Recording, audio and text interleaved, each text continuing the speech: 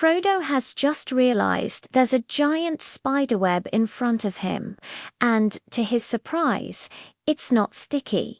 Gimli is about to walk into it and get stuck, but Legolas shoots an arrow at the web, cutting it so Gimli can escape.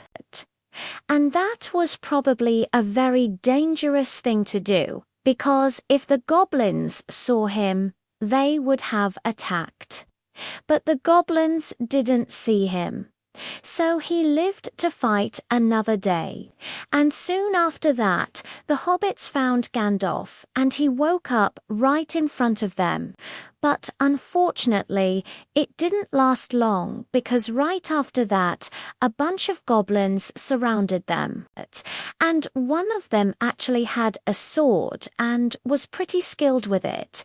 He cut Gandalf's staff in half. At this point, it seemed like the goblins had the upper hand.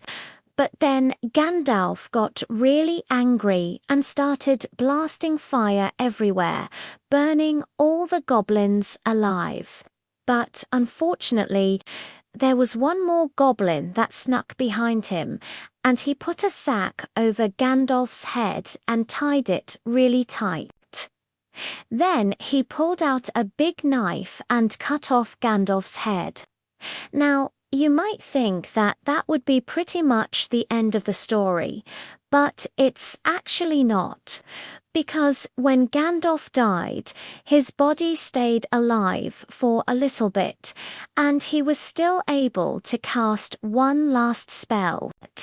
And that spell was so powerful that it literally shook the foundations of the earth and caused a massive earthquake that destroyed the entire Goblin city.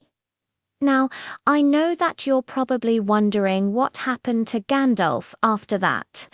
And honestly, we don't know.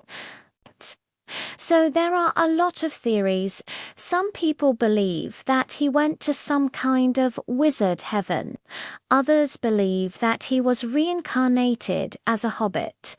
But personally, I think that he simply became one with the all-consuming fire that burned away his old body and was reborn as Gandalf the White, which is a much more powerful wizard than Gandalf the Grey.